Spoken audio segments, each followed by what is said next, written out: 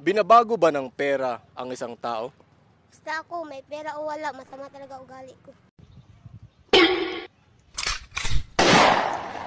Ayaw, di ma.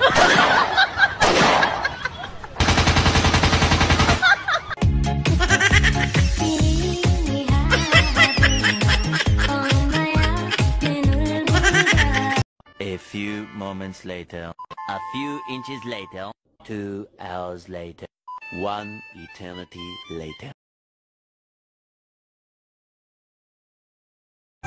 May tatanong ako sa'yo, ngayon sasagot ako. Wala pa akong tanong. Wala akong sagot. Ito na yung tanong ko. Nasaan? Anong ginagawa mo? Hinahanap yung tanong. Nakita mo? Sasabihin ko yung tanong. Sasagihin mo? Oo. Ito ang una kong tanong. Ito ang unang sagot.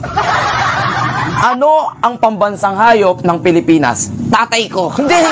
Hindi tatay mo. Sino ka? Nanay ko? Hindi rin. Eh, sino? Ang pambansang hayop ng Pilipinas ay nagsisimula sa letter K. Alam ko na. Ano? Kuto. Hindi. Wala sa ulo. Nasa lupa. Kutong luka. Hindi. May sungay. May buntot. Okay? Ha? May sungay, may buntot at kulay itim. Dingon yung kuto.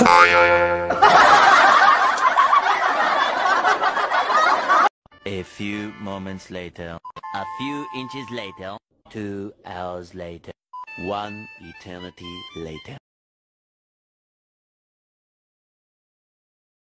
Okay, class? Ano ang hayop na walang pakinabang? Mama, ako ma'am! Tama!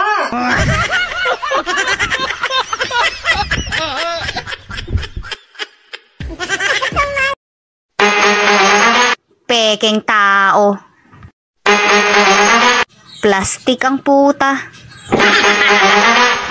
Basura. Pag-inggit, pikit. A few moments later, a few inches later, 2 hours later, 1 eternity later. Tatagalugin ko, i-Englishin mo. No craggling. Simulan natin. Let's start this. Wala pa? Not yet. Teka, wait. Tumigil ka. Shut up. Tinangay na ng pusa ang pinirito kong isda, kaya't wala na akong ulam. Maawa ka, ibalik mo na. A few moments later, a few inches later, 2 hours later, 1 eternity later.